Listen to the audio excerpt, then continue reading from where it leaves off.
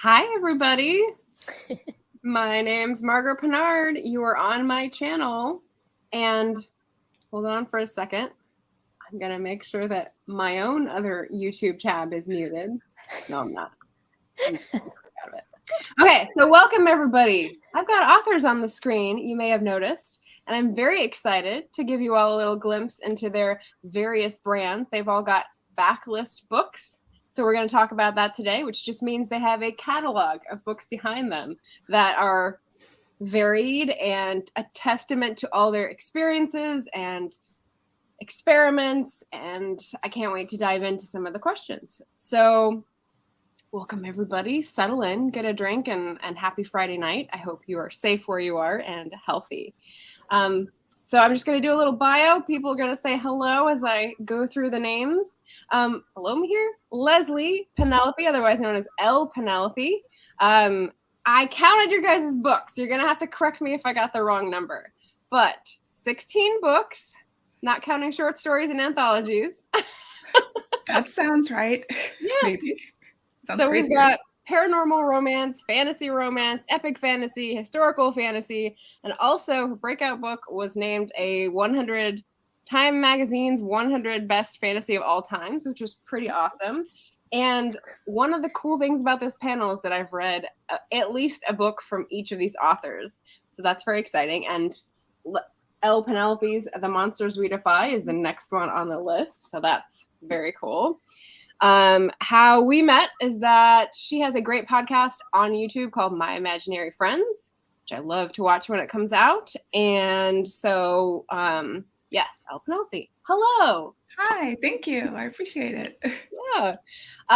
To my, I don't know what this is on the computer for you, but to my right, Katie Solitis. Welcome, welcome. I counted 26 books, Katie. So are we including Rosalind Sparks as well? What's that? Are we including Rosalind Sparks as well?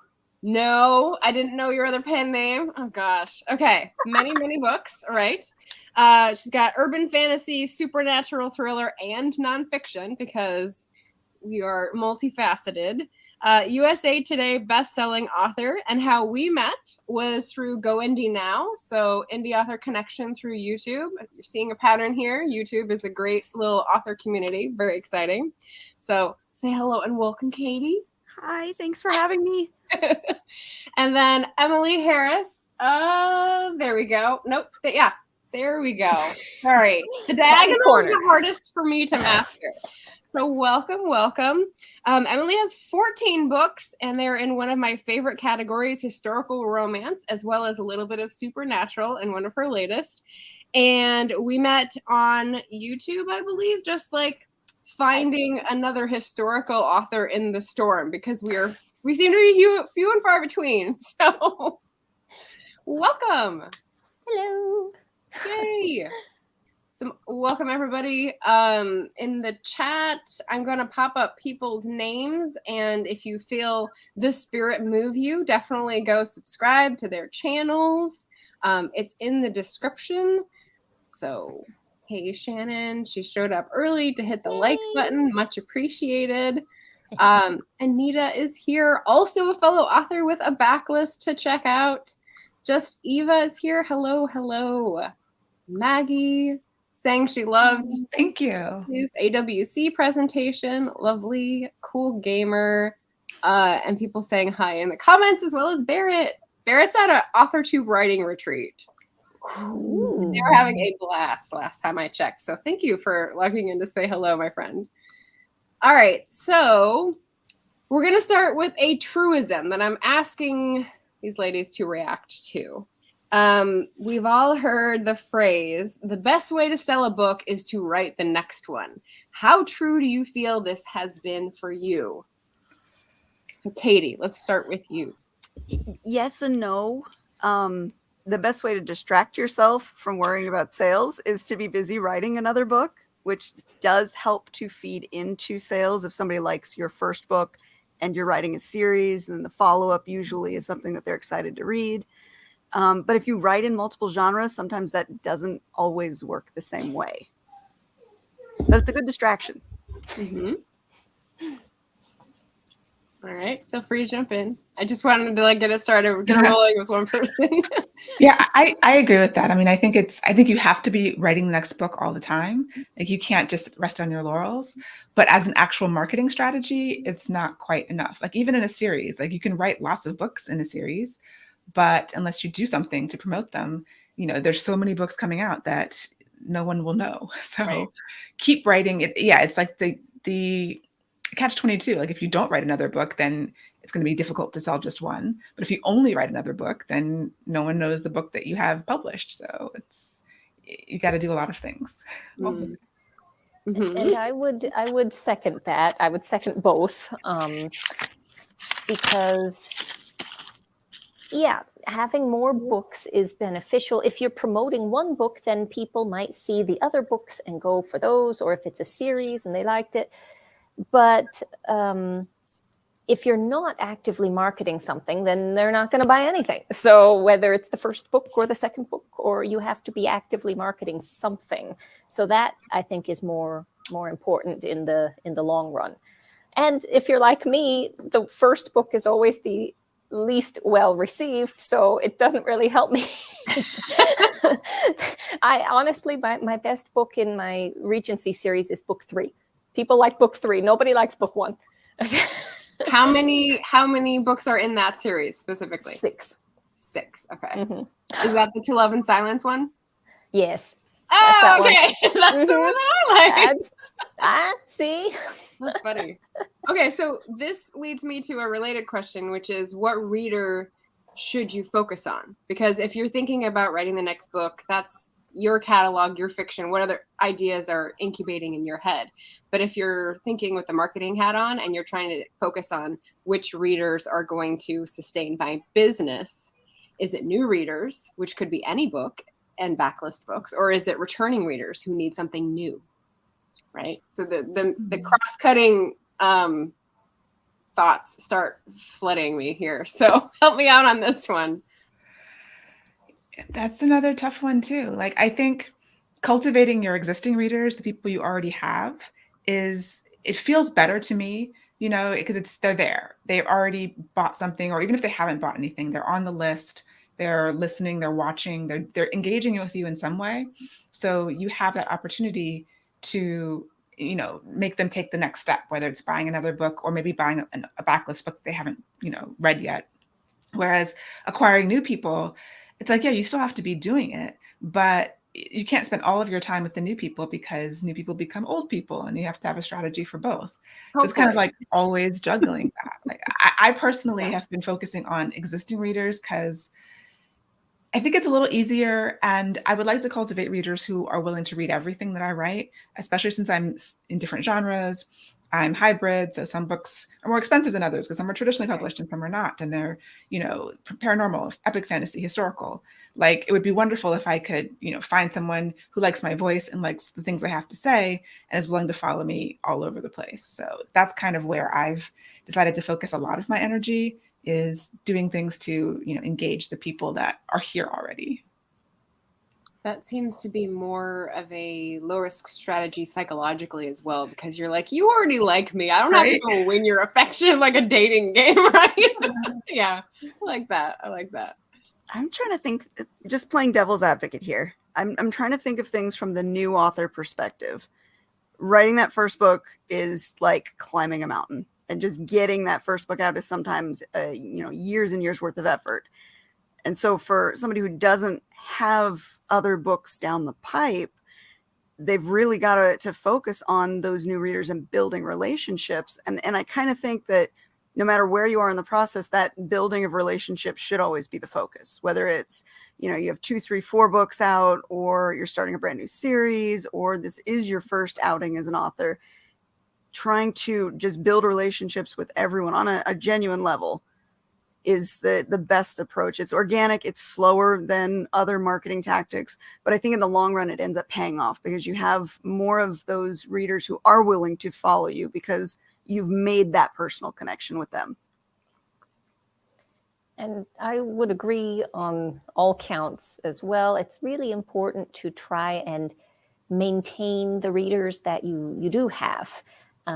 because I don't know how it works out for you other guys, but I ran into the issue of a lot of the marketing that we do focuses around sales, freebies. You got to give people something. And so you're constantly putting out something at a discount or putting out something free. And it does work to get new readers.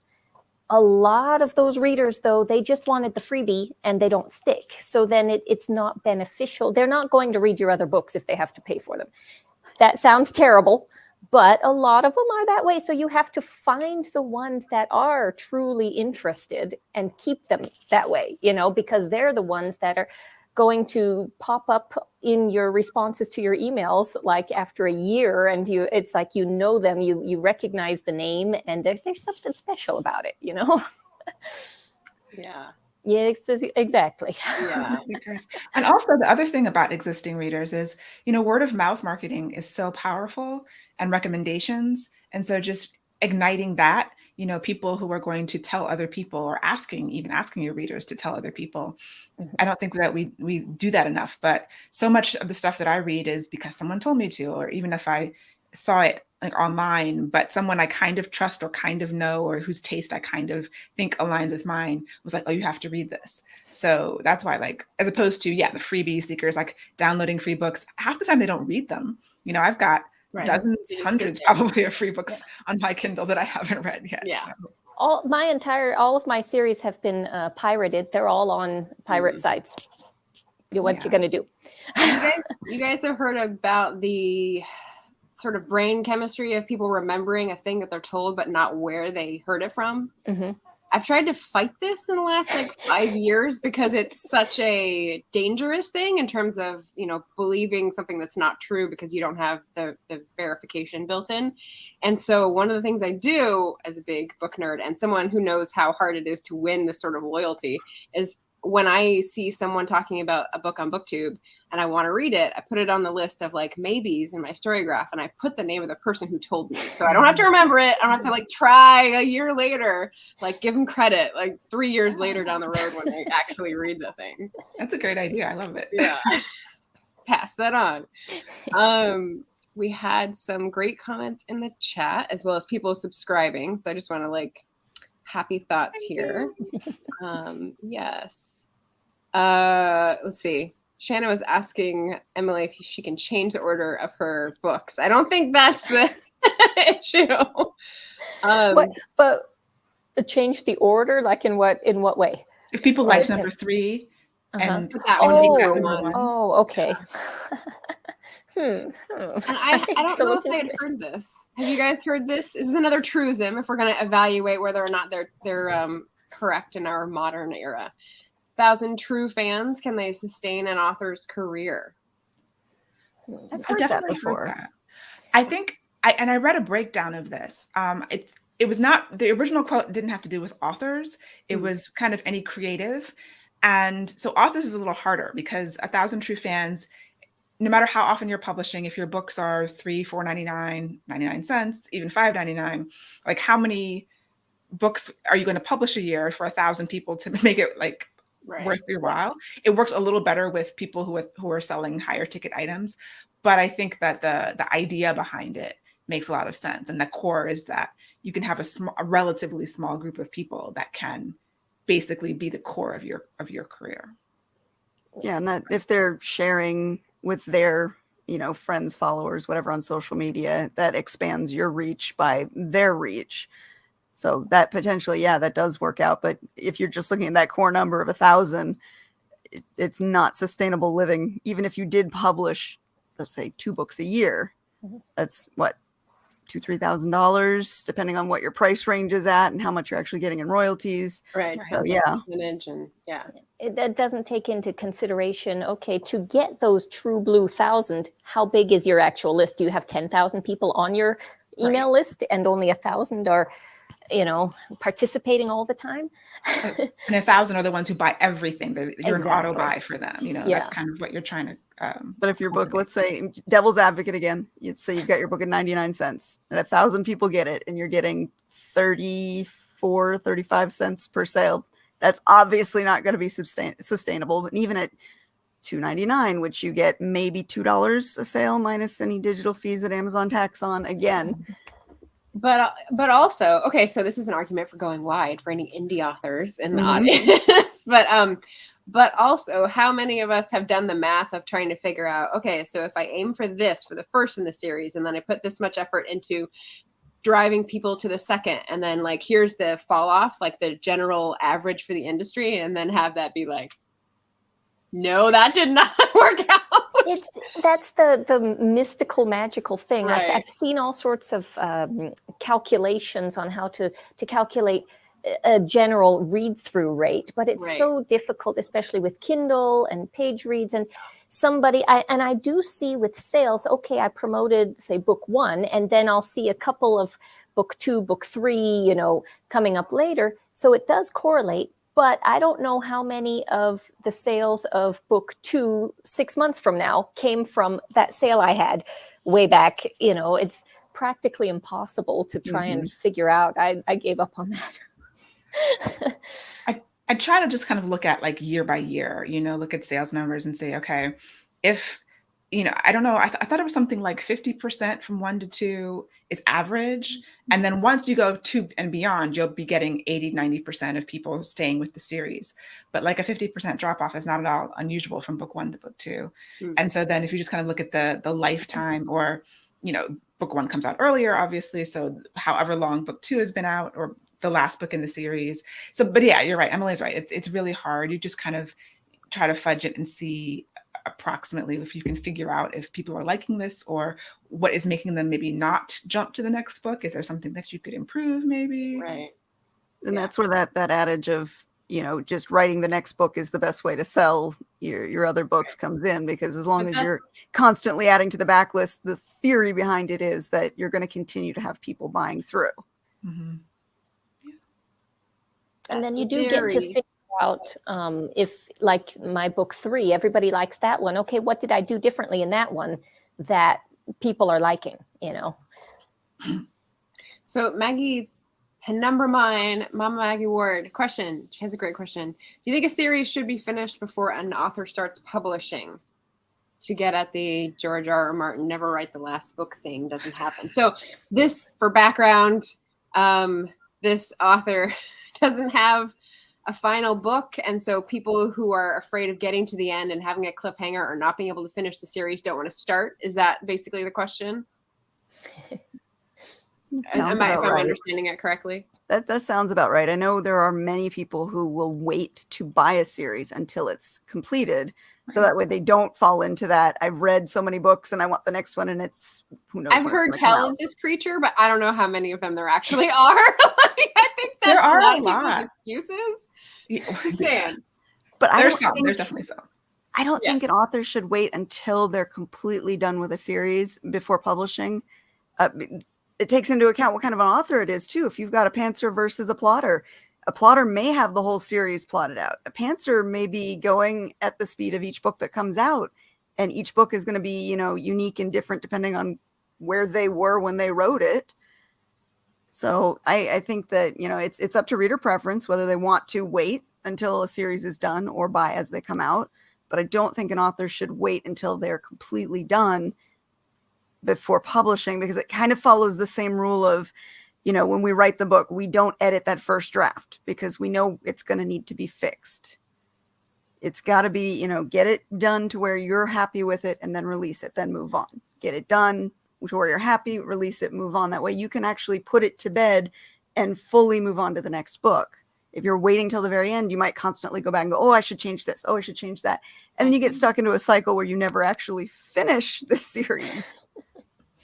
Yeah, I mean, Maggie's question is more about people who are planning rapid release, I think. And so if you're planning to like coordinate a campaign where you have newsletters and you have launches and you have deals and promos set up, like Shannon does and exhibits on her channel and tells us all the details about, if you have something like that where timing is very, just in time kind of thing, it depends, a lot of things depends on the timing, then I would say, yes, you probably should wait, because if you miss a deadline and everything is screwed up after that, then that's a lot of work to go down the toilet, rather than one at a time. I don't do rapid release. I do a book every 2 years. Sort of. So I don't like that's the not rapid my release model. problem, yeah. Yeah, that wouldn't work for me. But No. I've heard the recommendation for new authors to like write the first 3 and then do your 30, 60, 90 days. And I wouldn't recommend that even to a new author because, you know, you learn so much having the book out and being read by people. Yeah. You know, it's like you could write 3 full books, 5 books, however many books are in your series and release the first one and people will be like, no, don't like it. Or that, their feedback is bad and you can't always take feedback into consideration. But if there's something glaring and you've got all these books that are completely done, whereas one at a time, you have the opportunity to grow, learn from that, make the next one better based on reviews potentially and reader feedback. So that's one of the reasons why I've just never understood the whole wait till you have 3 books to publish all of them really fast. Like rapid release can be great for marketing, but like especially when you're new and it's your first books, I just feel like having real people that you don't know who aren't related to you, reading them, buying them and reading them and giving their feedback makes you grow so much. I have to wonder with the rapid release model, how well crafted these books end up being. Because if you're rushing to get 3 books ready to release, I don't know, as a new author, it took me 5 years to write my first book. And the rest of them, yes, came faster, but I had a lot of learning to do in that first one, which is why it took me so long. And I can't see, especially for new authors, that being good advice at all. Because if they're rushing to release, they're not going through the steps of getting feedback before it's released so that they can, update it, revise it, correct it. Are they going through enough time editing it? Because editing is going to take time. Yeah. It bothers me, the rapid release model. I would wonder also how much of or if the rapid release came up. Does anybody remember? I remember when I got first into writing, publishing, there was this whole big thing about becoming a publisher, not an author, a publisher, and getting manuscripts from ghostwriters and that sort of thing. It works better in that kind of a model. And I tried that too, because I have another, I wanted to see, I wasn't sure I could write books. So while I was taking my time with my stuff to see if I could do it, I still wanted to practice the publishing side of things. So I did get manuscripts and put those out under a different pen name. And yeah, that would be a little bit more doable because all you have to do is edit. You can put things on a timeline. For me, I did the same thing as Katie. It wasn't until my second series that I thought, okay, I'm comfortable enough. Maybe I can cheat. I've got this book done, completely done. I'm going to put this one out. And I think I can safely say I can put the next one on pre-order. Now, what did that end up doing is putting me on a really tight deadline when I didn't get things done as quickly as I thought I could. And it's really hard to try and balance, okay, well, I've got one book out, I've got to market it, but I have to work on the next book. And so if you put out 3 books back to back, okay, great, now I've got them, but you've got to start on the next thing, the next series, because now people are expecting you to put out a book every couple of months. Yeah.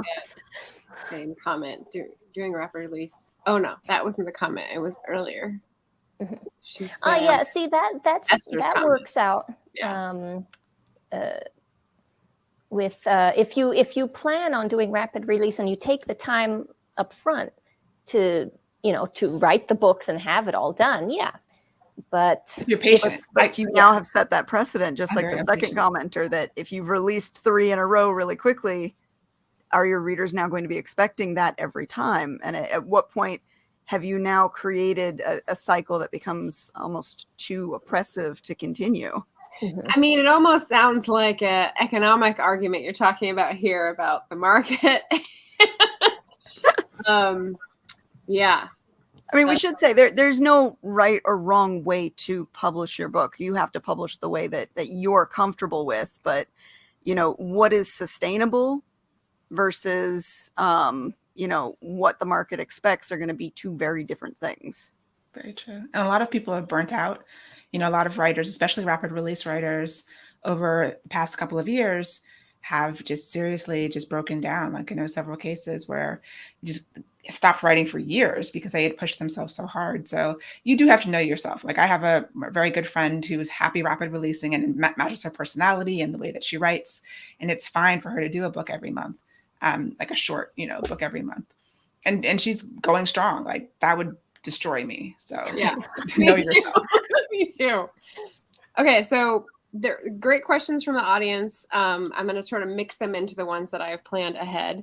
What about what works best to drive traffic? So if you have, for some reason, chosen a book that either is a fan favorite and you want to get it to a new audience, or some other combination of factors that you want to drive traffic to it, what is your best sales strategy? Emily's already talked about discounts not being the thing, but we've got newsletters, we've got paid promos, we've got social media. How have you reached out and had the best result, Leslie, for this one? It's kind of like you try everything. So spaghetti. Right. Yeah. It's like, yes, everything. I mean, discounts are usually a part of the strategy for indie books so that you can, do the paid newsletters, try for a BookBub, and then kind of stack all of that stuff. That seems to be, even though it's like reducing returns over the past years, like BookBub doesn't do what it used to do. It still is a good way to go. So the paid newsletters. And I'm not a huge fan of swaps. But because people often, like my readers, when I did swaps a while back, and they were thinking that it was recommendations. And I don't want to, you can kind of make it clear that this is a book that's coming out, you check it out. I haven't read it, but some readers are always going to think it's a recommendation. And so that's why I haven't done a lot of swaps unless I actually have read the books and enjoyed them. But I know that's really a useful strategy for a lot of people. But yeah, I think that I haven't had a lot of success with ads necessarily. I think that in terms of Amazon, Facebook, BookBub ads, I've tried off and on, and because so many of my books are traditionally published, that that's also a reason. But like the discounting and then the newsletter, the paid newsletter strategy seems to be pretty consistent, even if it is not as great as it was 3 or 4 years ago. Right. Well, and I would say the same. I actually did not have good luck with the paid promos. Ads, I did try. I was doing the Facebook ads for a while, and that seemed to be going okay. But then it after a while seemed to just kind of cancel itself out. So I didn't quite get as far with that as I had hoped. The thing that is the most consistent for me is the free promos, but usually it's through a membership site. Like I use BookFunnel. I do their promotions. I know there's also Story Origin. There was another one that changed their name, and now I don't know what they're called. But so yes, probably Prolific Works. But so that is consistent. Is it great? Not always, sometimes, but it's consistent. And I go back and forth with the newsletter swaps, with the author swaps, just because I also had some issues with sometimes it works great, sometimes not so much. And I did have to really put a lot of restrictions on what books I would swap, because even if they're in the romance genre, if they're contemporary or just some other version of romance than what I write, then not all of my readers like that. They want only historical romance. They want only like Regency. So that one's a little harder. Yeah, marketing is always it's trial by fire. What works today doesn't always work tomorrow. What works for one book doesn't always work for another book. Lately, and this isn't even my promotion, this was a book I co-wrote. TikTok has been the biggest boom for sales, because that seems to be where people are watching. But that works today, but will it work tomorrow? Will it work next month? Who knows? It always feels like you're chasing what the next hottest trend is going to be.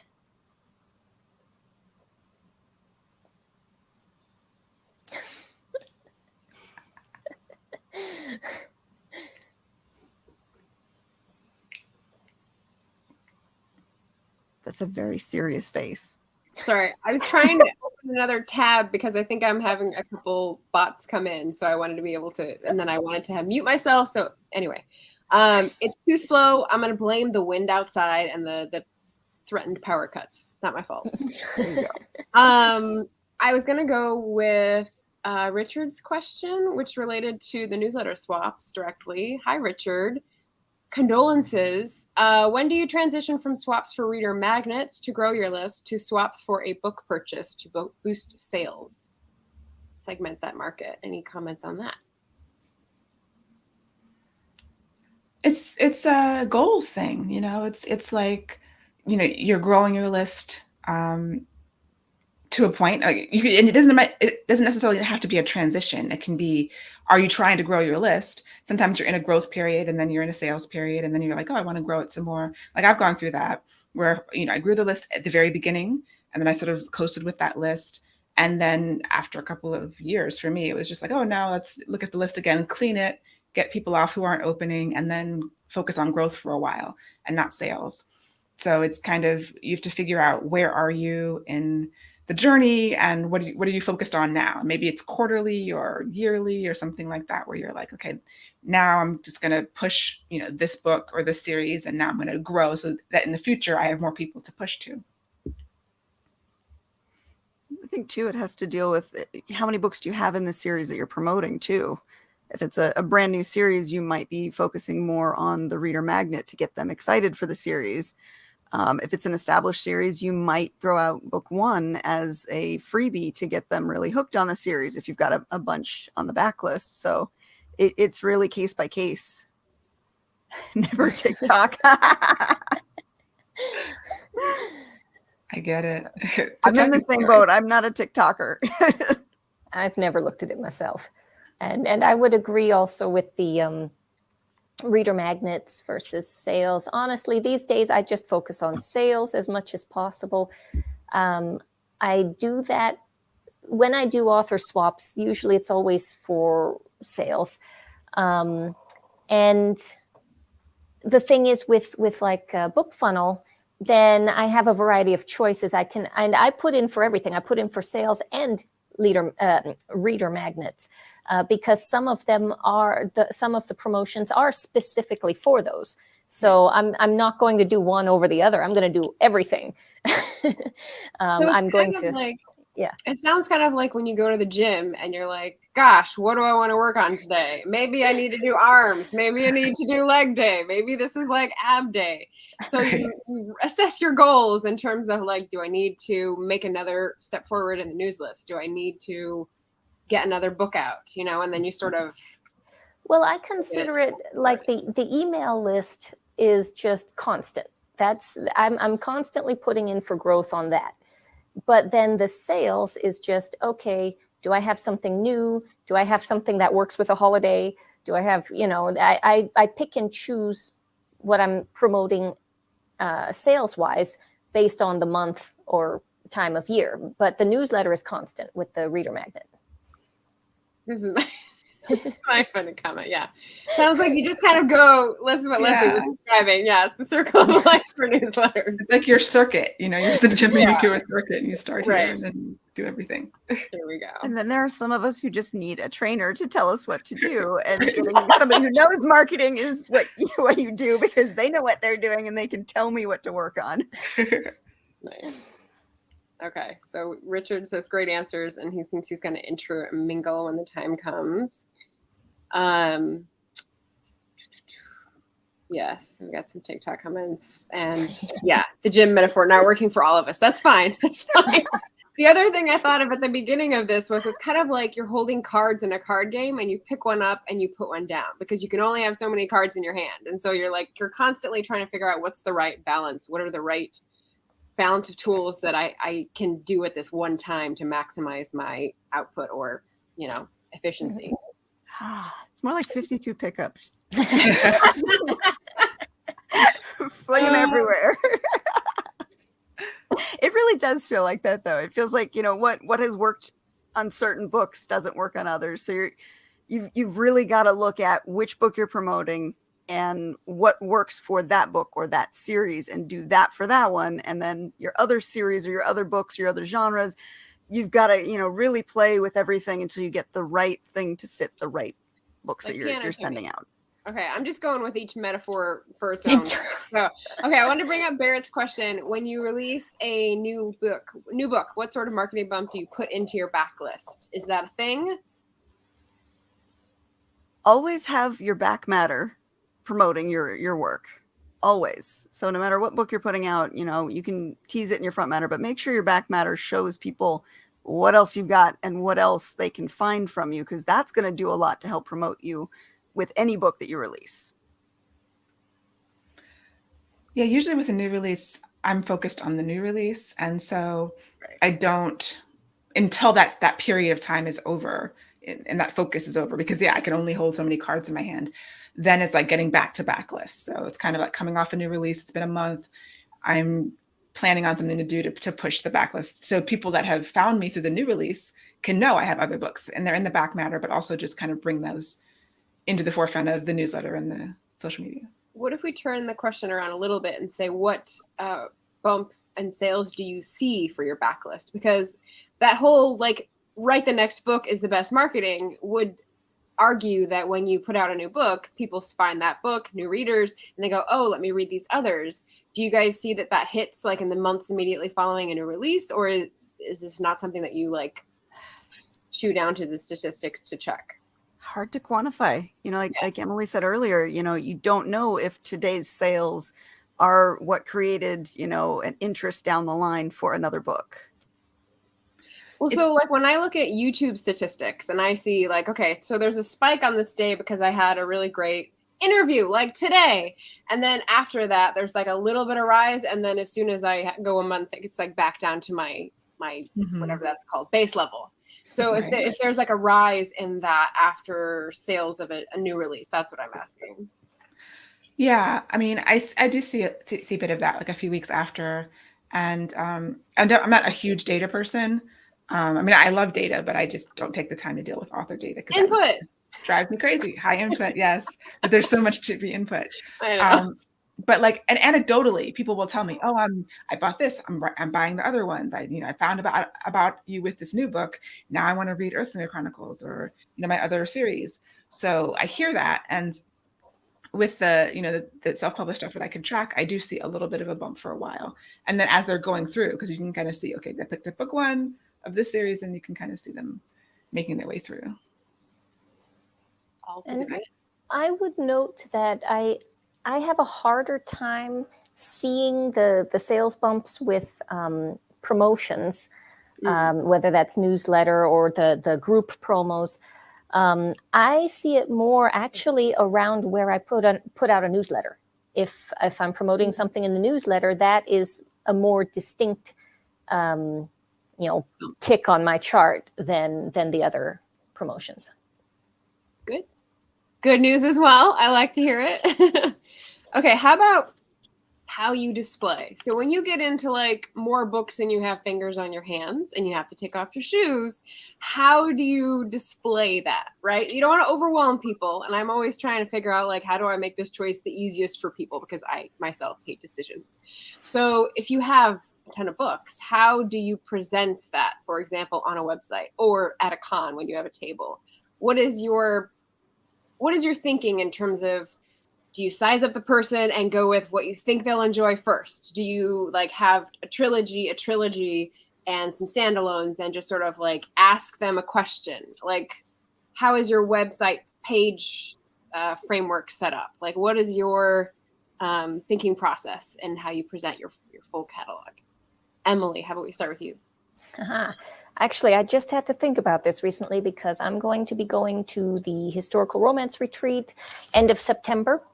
Nice. And in previous years, I didn't have as many books. So when I didn't have as many, I just put them all out on the table. Yes. On my website, oh, thank you. On the website, I tried to list them by series. And just have the covers on, and that's I suck at website stuff, so that's as far as I got. But It's pretty easily navigable. You know, this year, what I did for HRR, since I've had some time to figure it out, is like, you know, I went back over the past few years and said, okay, what are my most popular books? Because I don't want to, I always end up buying books for the event and then having leftover, right? So I decided to choose the 4 top selling books that I have. And those are what I'm bringing. It doesn't matter where in the series they are. They're the most popular ones. And then I'll have like a little flyer handout, something that shows, that gives information about the other books. But I'm only bringing the ones that are, you know, the most popular. Got it. I know someone who has come to Yellow Book Afloat a couple times with USB drives with the full ebook collection for a certain price, like a discounted thing, and had great luck with those apparently. So yeah, it's hard. I that wouldn't be my solution, but yeah. I had one time these little postcards that one side had the book cover, the other side had the blurb, and there was a link to buy the ebook. And, you know, I would do something like that, but I'm a little restricted at this event because it goes through a seller. I can't sell at my table. They have to go through a checkout. So it makes it a little harder. Right. For the website, I'm a website developer, so I think about this a lot. And I look at a lot of, you know, author websites. I mean, I've just done by series also, and, you know, newest to oldest essentially. And, but I've thought about adding like a filter, like as I get more books, you know, like epic fantasy, paranormal romance, high heat, low heat, things like that, so that they can choose. And I haven't implemented that, but I thought that it might be a good idea just to give people a little bit more about, okay, what are these series and what do you like? And then at a live event, yeah, it's kind of a question. It's like, oh, what kind of things do you like to read? You're kind of trying to make people stop. I just did a couple. I did like a Polycon and then a DC event. And because I can't really sell the traditionally published books at my table, that helps. So I just show them there. And if there's a bookstore at the event, they can buy them there. But the self-published stuff, it's like pushing the new book. And then usually I have a little bit of everything. Like I won't bring lots of copies of the old stuff that doesn't sell as well, but I'll have it. I want to like to show the breadth of kind of everything that I have. That's true. Yeah, you want to have like, these are all the parts, even if like some of them are less well loved by the public. You're like, but this is still me. Yeah. I love how I'm the same way. Go ahead. Sorry, I'm the same way. I tend to like bring what I know people tend to buy, and I'll put the book ones on the table in front of me, and then the rest of the series I build kind of a bookshelf behind me, and I'll have the filler back there so it looks like there's lots of stock, but I only put the book ones out in front, so that way if they're interested in the series, I can go, hey, well, there's like 4 or 5 more books in this series, they're right here. Or if it's a series that isn't as popular and I don't have the books on hand, I'll usually have a flyer or something that shows, you know, here's some of the other books with a QR code where they can find them online. Cool.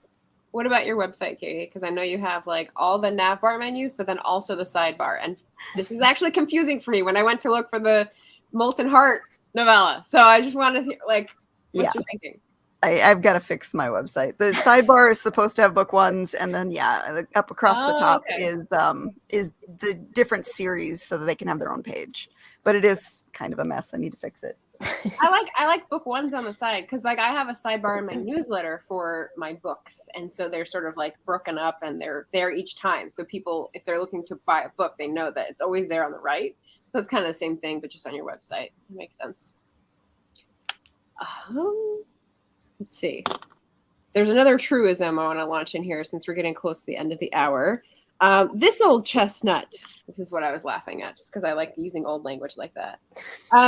Use the calendar to time holidays with related books. And since all of us here have romantic elements in our books, I want to ask if any of you has done a Valentine's Day promotion that like worked. That worked.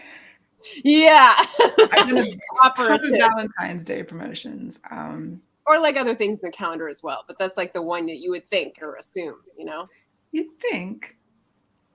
I can't say that any worked particularly well, you know? I think when you hit the holidays and everyone else is also hitting the holidays, it's kind of white noise. Mhm. Unless you can find like a lower yield holiday, like an off-brand holiday. So it's kind of like keywords, right? You're not trying to get the million and you're not trying to get like 10. You're trying to get somewhere in the middle that has enough people, but not too many people. Exactly. I hate that math. Yeah. Arbor Day. Exactly. Yeah. Earth Day books. International Bog Day. I'm telling you, it's where it's at. Well, we did release Acknowledge and Heal on, I think it was International Women's Day. There you go. So, Marchie. I mean, we hit a low-key holiday. Claim it. Yes, but do you have a flag? That's the question, right? Damn it. Okay, let's catch up in the chat. Oh, Joe came by to say hello. Hello, Joe. Hello, Joe. Yes, go indie now. Jenna also here. Hello. Like button. Thank you. Sort it like a playlist. Oh, that's an interesting idea for presentation. A JavaScript to add to a website that allows the end user to sort it like a playlist. That's cool. That is cool. Yeah. Food Yeah, for I've heard thought. Maggie saying at her events, coffee cups and recipe cards were the best marketing bling. That's cool. She's got like a contemporary romance and a fantasy romance sort of different series. I wonder, are these real coffee cups, or like paper cups? I don't know. I Maggie, do find we're creative interested. swag is fun at events. Yeah. I made badges for my Agents of Asset series, and I had a friend who had a badge maker, so it didn't cost an arm and a leg to do these. But just there were little badges. I took a picture for 4 of my main characters and created like a legitimate looking badge for the asset agency. Yeah. Nice. And if you bought a book, you got a badge, so you get to pick which character you were, and those seem to go really well because they were creative, they were different, and people were kind of drawn to them. But it doesn't work every time. Right. You could blow a lot of money if you're not careful. Yeah, and like I said, I had a friend who had the equipment, so it didn't cost an arm and a leg to create those. Yeah. Nice. Shannon had a question a while ago that I was going to work in between here. What's a good length of series? 6 books. Just to For which? Oh, okay. I was going to say for which genre, because she said it's probably depends. I like even numbers, so 6 isn't too much and it isn't too little. So again, it's just It random. seems like a lot to me. Well, I would say anywhere between 3 and 6, although that doesn't always work for me. Historical romance is just never ending. They've got these family sagas that just keep. No, I can't do that. 6 tops for me. It sounds good for historical fantasy. You got like different couples, and then you got like the limit of a friend group, right? Because you're going from couple to couple in the friend group. Yeah. And you're like, Well, you've got the family, and then you've got believability. the extended family, the cousins, and then you got the friends. And I will once in a while do a spin-off, and like I have 2 for my first series that had to do with family members, but I didn't publish those publicly. I have them as extras for my readers. Sacrificed. Yeah. Like, oh. It was more of a, I wish I could have done more for them, but they're not the main character, so I'll finish their story over here. Yes, Shannon also had a question about rebranding. So if you wanted to do this on those 2, have you ever rebranded any of your backlist? And if yes, did you see a boost in sales? I know we all like the Courtney Project, and she is a big proponent of doing new covers, sort of rebranding and putting it out anew and having it's like a new book. People will buy it even if they've already read the story before. And you're like, what? That's romance. But even in our genres, I think like a rebrand might be fresh enough for people to say, oh, I'll give it a chance now. And I didn't see it. I looked past it before. How about you guys? Yeah, just make sure you do it the right way. I had a author fail rebranding where I spent money to get a series recovered, and I liked it, but whoa, was it off genre? And I didn't realize it till after the fact, and then I had to go back again and recover it for a 3rd time. And yeah, so going through failure. I haven't done that myself. Oh, go ahead.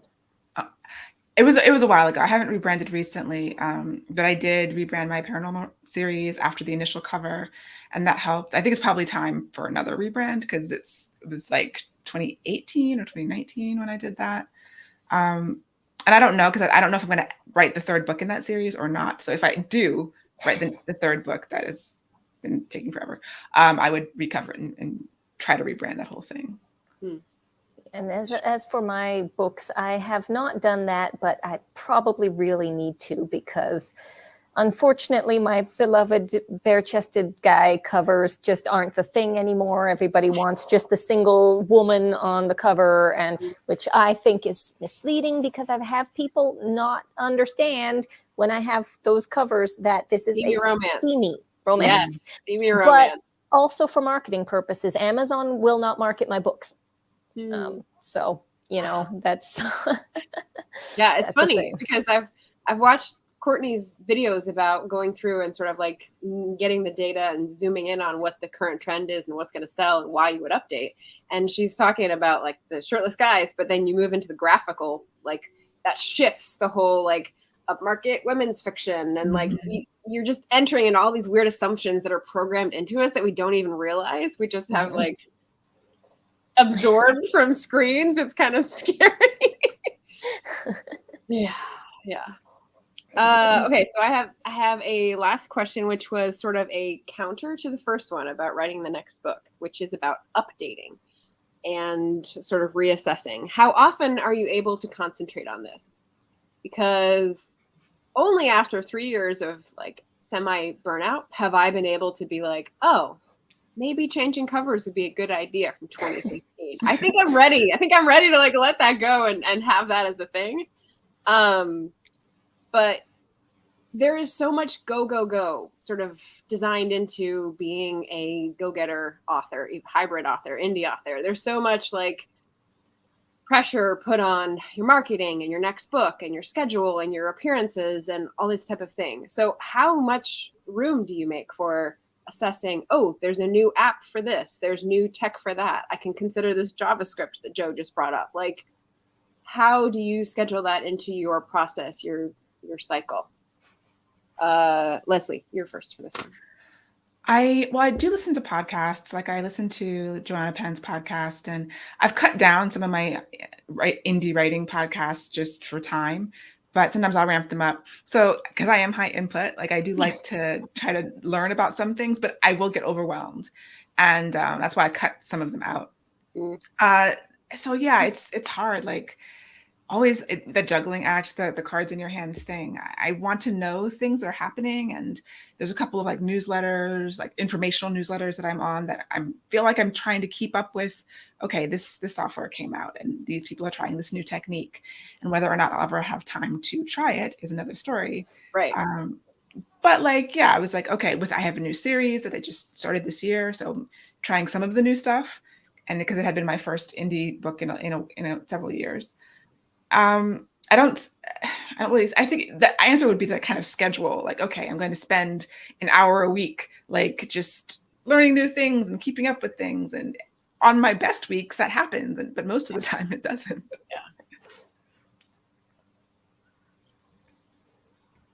Yeah. I'm laughing because literally every one of my books needs updates, and I'm like cringing at how much work there is, and it's my poor ADHD brain is going, there's too much to do, and I can't ever start. So I have so many update projects in like half done or partial done, just waiting to be completed, but none of them have been in a while. Like literally every series is due for updates and corrections and new cover ideas, and yeah. I've got the same thing going on. My books all need looking at, but it's one of those things. I can focus on attempting to keep writing, or I can focus on all this other stuff, but the two together, that doesn't work well for me. Yeah. I've tried it because I understand logically it's just, okay, well, plug these things into the schedule and be consistent about, okay, today I'm doing this marketing, or today I'm doing this writing, or an hour here for writing, an hour there for, but realistically, no. No. Yeah. There's there's all sorts of books in self-development that I've read about like how work styles work for creative people or don't.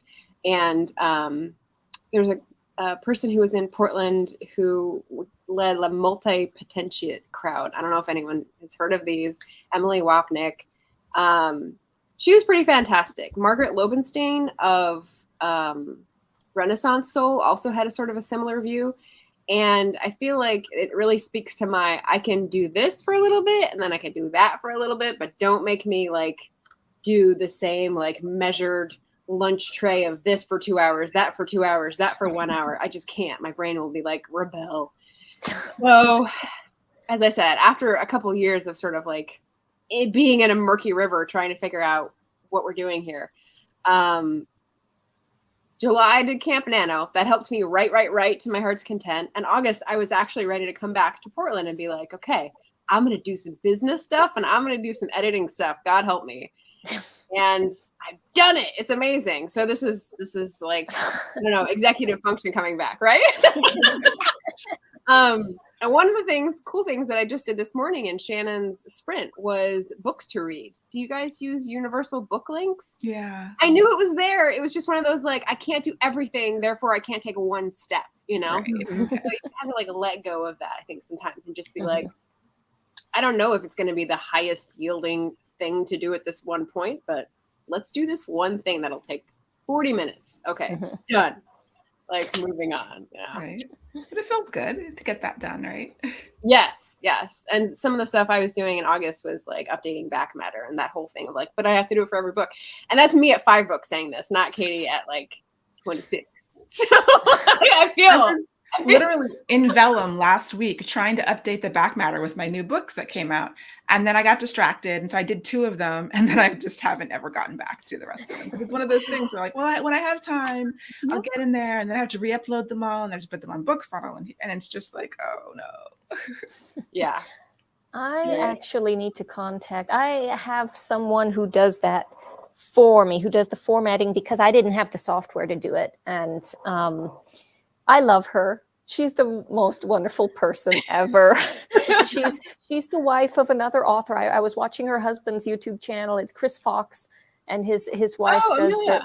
I don't know if she is still doing that or not. It's been quite a while since I asked her to help me out with anything, but she's amazing. I love her. It's nice. It's nice to find someone who will like release that one thing that you can actually delegate, you know, and be like, oh, yes. It's like, I know if I had the software, it would take me 2 clicks of a button. It would be, but I am so willing to pay her to do it for me. Yeah. Shannon's got a great question, and then we'll sort of wrap up and let you guys do your own outros, highlighting whatever you would like to highlight with your channels and or books. But last question, I've been hearing that getting on podcasts has replaced the viability of what blogs used to do in helping with book sales. Your thoughts? I've done a fair number of podcast interviews and I haven't noticed a huge uptick. I mean, anything you do might get you a little bump here and there. I do think that blogging is not necessarily a thing that most people would say is going to give you a lot of bang for your buck. But yeah, it depends on which podcast. If you get on a really big one, then sure. But, you know, it's not a bad thing to do. Yeah, I've got to agree. Having visibility is better than not having visibility. Whether that's, you know, on a blog or whether that's, you know, everybody's into audio now. So whether that's being on a podcast, you know, being out there and able to be found will help better than not being available. I have no good input. I've never been on a podcast. I don't really listen to them that often. Maybe you have and you don't know it, because a lot of YouTube people just strip the audio and put it out there on SoundCloud. Who knows? But all I know is I live in the dark ages with all this technology stuff. I can't keep up with it. Yeah. It's hard. Definitely. Choose your battles, I think, is the lesson for today. Absolutely. And don't feel bad about it. Like, none of us can get everything done. It's not possible. So do something. Like, just do something and feel good about that. Yeah, and there's no one trick that makes everything work. It's you know, trial and error for everything. Are you sure, Katie? Are you sure there isn't just like this one weird trick? If I could wave my magic wand, damn it. Easy button. Yeah, the easy Oh. button. Come on, where is it? Just Eva. She's gotten us our lovely links here in the chat for signing up for everyone's newsletter. Emily's newsletter is fabulous. There we go. Katie's newsletter, special link, and Leslie's. Thank you so much, Eva. Thank you. Oh, helpful sprite. Yes, Okay, thanks. so we're gonna close. Thank you so much for visiting. Thank you guys for being on this panel. Would you like to tell us what the latest and greatest is in your brand / empire before we close out? Katie, why don't you go first and we could go clock. All right. I've been on a nonfiction kick lately, so I have two to show you. This one is the one that recently came out. This I co-wrote with Virginia Cruz. She is a wonderful, wonderful person who has devoted her life to helping people with PTSD. So we wrote this one together. Acknowledge and Heal just came out this month, actually. And then because I'm on a nonfiction kick, I also have Write and Edit the Damn Book, which if you can see how used this book is, I wrote it and I still refer to it because there are so many different little things in here to help you quickly make some fixes, some word swaps, things like that. So I actually use it a lot too. And I wrote the damn book. Testament. There we go. Yes. Like seriously, I use it so often, and it's doing what it's supposed to. So hopefully other people, when they buy it, it will do the same for them. Yeah. All right. And as for me, I have not put anything out in almost a year, but the last thing I put out does go well for the season. It is A Haunting Love. And this is my personal retelling of The Ghost and Mrs. Muir, which is one of my all-time favorite paranormal romances. So might be a good read for Halloween. Excellent. Beautiful cover. Ah, My latest, I don't know what this is. It's Summer City. It's fantasy, paranormal, urban. It's got a lot of things. It's dragons, it's shifters, it's future. And then I have the book in the past, which was Monsters We Defy, which Margaret held up earlier. So I'm working on the sequel to this as soon as I turn in the next book that's due to my editor. The endless list of to-dos. Right. Yes. All right. And you're here on my channel. My name is Margaret Pinard. I write historical fiction, and I'm going to be venturing into historical fantasy with a short story collection in the next month. So stay tuned for that. Subscribe to the channel if you liked what you saw tonight. I'm hoping to pull together more of these before the end of the year for great commentary on the AuthorTube fields of interest. So much appreciate your attention. Thanks everyone for visiting and putting some great questions to the panel. And yeah, love it. Love to see it. Thank you for the links, everybody, as well. And yeah, we're gonna say good night and stay safe out there. And we'll see you again soon. Thank you.